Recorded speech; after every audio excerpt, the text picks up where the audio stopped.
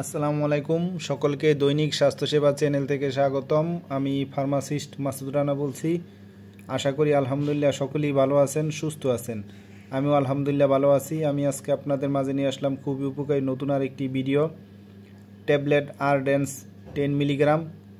Tablet ardence 10 milligram এর generic name হলো empagliflozin. Tablet ardence 10 milligram এটা রেডিয়ান ফার্মাসিউটিক্যালস লিমিটেডের তৈরি। ট্যাবলেট আরডেন্স 10 মিলিগ্রাম এর আরও অন্যান্য উপাদানও আছে, তবে আমি আজকে অন্যান্য উপাদান নিয়ে আলোচনা করব না। আমি আজকে আলোচনা করব ট্যাবলেট আরডেন্স 10 মিলিগ্রাম কী কাজ করে, কেন খাওয়া হয়, দিনে কতবার খাবেন, এর পার্শ্ব প্রতিক্রিয়া কী কী হতে পারে। তবে আমার চ্যানেলে যদি আপনি নতুন হয়ে থাকেন অবশ্যই আমার চ্যানেলটাকে সাবস্ক্রাইব করে দিবেন, বেশি বেশি শেয়ার করে দিবেন, লাইক দিয়ে পুরো ভিডিওটা দেখবেন। যেহেতু এটা মেডিসিন স্কিপ করে করে দেখবেন না, তাহলে অনেক কিছুই মিস করবেন, তো বুঝতে পারবেন না। তো আমি আজকে আলোচনা করতেছি ট্যাবলেট আরডেন্স 10 মিলিগ্রাম কী কাজ করে। ট্যাবলেট আরডেন্স 10 মিলিগ্রাম হলো এম্পাগ্লিফ্লোজিন নামক একটি ওষুধের বাণিজ্যিক নাম। এটি সাধারণত টাইপ 2 ডায়াবেটিস মেলাইটাস চিকিৎসার জন্য ব্যবহৃত হয়। ট্যাবলেট আরডেন্স 10 মিলিগ্রাম এর প্রধান কাজগুলো হলো: 1 নম্বরে রক্তে শর্করার মাত্রা নিয়ন্ত্রণ। এটি কিডনিতে সোডিয়াম গ্লুকোজ কো ট্রান্সপোর্ট 2-SGLT2 নামক একটি প্রোটিনকে বাধা দেয়। এর ফলে কিডনি গ্লুকোজ পুনরায় শোষণ করতে পারে না এবং অতিরিক্ত গ্লুকোজ প্রস্রাবের মাধ্যমে শরীর থেকে বেরিয়ে যায়। এতে রক্তে শর্করার পরিমাণ কমে আসে। 2 নম্বরে হৃদরোগের ঝুঁকি কমানো। যাদের টাইপ 2 ডায়াবেটিস এবং একই সাথে হৃদরোগ আছে তাদের ক্ষেত্রে এটি কার্ডিওভাস্কুলার কারণে মৃত্যুর ঝুঁকি কমাতে সাহায্য করে। হার্ট ফেইলর এর কারণে হাসপাতালে ভর্তি হওয়া বা মৃত্যুর ঝুঁকি কমাতে সাহায্য করতে পারে। ওজন এবং রক্তচাপ কমানো। এই ওষুধটি কিছু ক্ষেত্রে শরীরের ওজন কমাতে এবং রক্তচাপ নিয়ন্ত্রণে সাহায্য করতে পারে।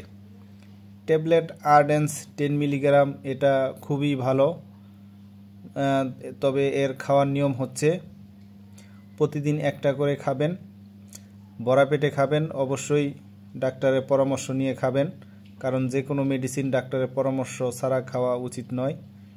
ট্যাবলেট আরডেন্স 10 মিলিগ্রাম এটা খুবই ভালো, তবে এর কিছু পার্শ্ব প্রতিক্রিয়াও আছে। এই ওষুধ কিছু ক্ষেত্রে সাধারণ এবং কিছু গুরুতর পার্শ্ব প্রতিক্রিয়া থাকতে পারে।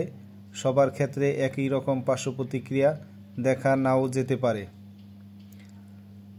সাধারণত পার্শ্ব প্রতিক্রিয়াগুলোর মধ্যে রয়েছে প্রস্রাবের পরিমাণ বৃদ্ধি, ঘন ঘন প্রস্রাব হওয়া, যৌনাঙ্গে ফাঙ্গাস এবং ইস্ট সংক্রমণ যেমন জুনি বা পুরুষাঙ্গে চুলকানি, লাল ভাব, ব্যথাস্রাব, মূত্রনালী সংক্রমণ, তৃষ্ণা বেড়ে যাওয়া, কোষ্ঠকাঠিন্য এ ধরনের সমস্যা হতে পারে, যেমন মাথা ঘোরা, নাক বন্ধ থাকা বা সর্দি কাশির মতো লক্ষণ।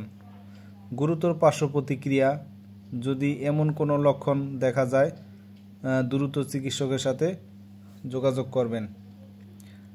হাইপোগ্লাইসেমিয়া, যাদের রক্তে শর্করা কমে যাওয়া। যদি এই ওষুধটি ইনসুলিন বা অন্যান্য ডায়াবেটিস ওষুধের সাথে ব্যবহার করা হয় তবে হাইপোগ্লাইসেমিয়ার ঝুঁকি বেড়ে যায়। এর লক্ষণগুলো হলো মাথা ঘোরা, ঘেমে যাওয়া, বুক ধড়ফড় করা, কাঁপুনি, অস্থিরতা বা অস্পষ্ট দৃষ্টি। ডিহাইড্রেশন, পানি শূন্যতা, বেশি প্রস্রাবের কারণে শরীর থেকে অতিরিক্ত তরল বেরিয়ে যেতে পারে, যার ফলে পানি শূন্যতা হতে পারে। এর লক্ষণ: মুখ শুকিয়ে যাওয়া, অস্বাভাবিক তৃষ্ণা, মাথা ঘোরা বা জ্ঞান হারানো। এ ধরনের সমস্যা হতে পারে, নাও হতে পারে। আপনি যদি গুরুতর কোনো পার্শ্ব প্রতিক্রিয়া মনে করে থাকেন তাহলে অবশ্যই ডাক্তারের সাথে যোগাযোগ করবেন। তো সকলেই ভালো থাকেন, সুস্থ থাকেন। আর আমার এই ভিডিওটা দেখে ভালো লাগলে, উপকৃত হলে অবশ্যই আমার চ্যানেলটাকে সাবস্ক্রাইব করে দিবেন, বেশি বেশি শেয়ার করে দিবেন, লাইক দিবেন। আমি আরও নতুন নতুন ভিডিও ছাড়া মাত্রই আপনাদের সকলের কাছে নোটিফিকেশন পৌঁছে যাবে। আর আপনাদের কোনো কিছু জানা থাকলে বা বোঝার থাকলে অবশ্যই আমাদেরকে কমেন্টসের মাধ্যমে জানাবেন। তো সামনে আরও নতুন নতুন ভিডিও পেতে সকলেই চ্যানেলটিকে সাবস্ক্রাইব করে রাখুন। সকলেই ভালো থাকেন। আসসালামু আলাইকুম।